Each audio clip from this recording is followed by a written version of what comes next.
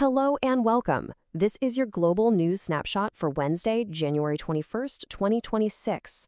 We're tracking several major stories around the world today, from devastating wildfires in South America all the way to a tense standoff in the Arctic. Let's get right into it. All right, here's what we're covering. We're going to start with an unfolding crisis on the ground in South America. Then, we'll jump over to geopolitical hotspots in the Middle East and the Arctic. After that, we'll look at a contentious election in Africa, and we'll wrap things up with humanity's latest ambitions in space. First up, we're heading to south-central Chile, where a really devastating series of wildfires has escalated to the point of a national emergency. And the human cost here has been immediate and just tragic. Authorities have now confirmed that at least 19 people have died as these fires, which actually started back on January 16th, have just swept through towns in the Biobío and Ñuble regions. You know, the sheer scale of this disaster is just staggering. We're talking about an area roughly the size of the city of Detroit that's been consumed by flames. It's forced over 50,000 people to evacuate their homes, and more than 1,000 houses have been either damaged or completely destroyed. What's making all of this so much worse is an extreme heat wave that's hitting the region. Temperatures have been getting up over 38 degrees Celsius, that's about 100 degrees Fahrenheit, and these conditions have made it incredibly challenging for the nearly 3,000 firefighters who are out there on the front lines. Okay, for our next story, we're moving to northeastern Syria, where a really fragile situation is unfolding. The new transitional government there is trying to assert control over territories that have been held by the Syrian Democratic Forces, also known as the SDF. So government forces and their allies, they've launched this major offensive. And they've already seized critical infrastructure. We're talking about the country's largest oil field and the really strategic Al Tapka Dam. Now, following these advances, a new, very tense 4-day ceasefire has just been announced to allow for some negotiations.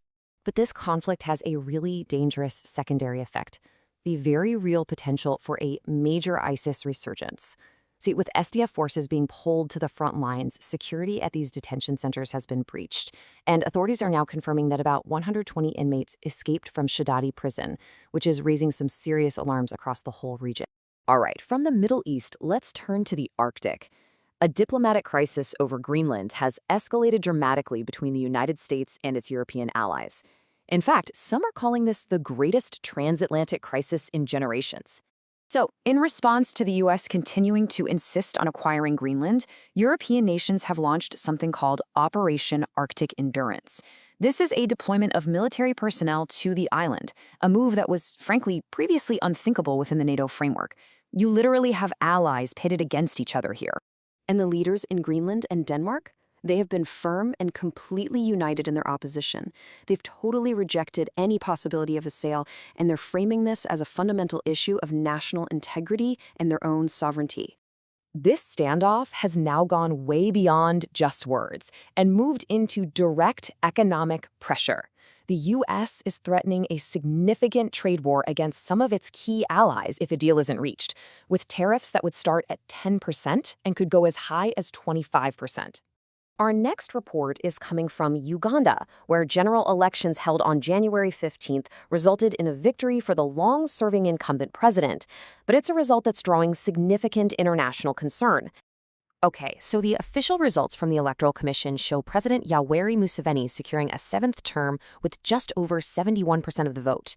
And it's worth noting, Museveni has been in power since 1986. His main challenger, Bobi Wine, officially received just under 25%. But, and this is a big but, the way the election was conducted has been heavily criticized. Observer groups, including the African Union, have noted concerns about what they're calling a brutal campaign of repression. There was a nationwide internet blackout on Election Day, and the main opposition challenger, Bobi Wine, was placed under house arrest. He has since called the official results fake.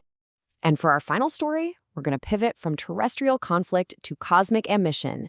NASA is making its final preparations for humanity's first crewed mission back to the moon in more than 50 years.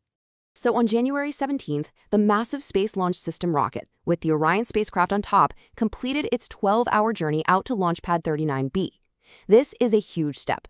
It sets the stage for a critical test called a wet dress rehearsal, with the very first launch window now opening in early February. The mission itself is planned as a 10-day flight. It's going to take 4 astronauts, 3 from NASA and 1 from the Canadian Space Agency, on a journey all the way around the far side of the moon and back. This flight path is called a free return trajectory, and it's specifically designed to ensure they can get back safely. This whole mission is paving the way for future lunar landings. So, to quickly summarize today's global snapshot, in Chile, the nation is battling a state of catastrophe from deadly wildfires. In Syria, a fragile ceasefire is holding, but it's complicated by the growing risk of an ISIS resurgence.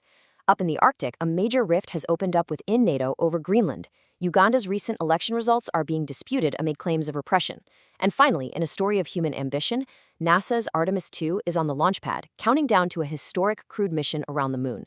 That is the news for now. We will be back with another update in 24 hours. If you found this useful, please like this explainer and subscribe for more.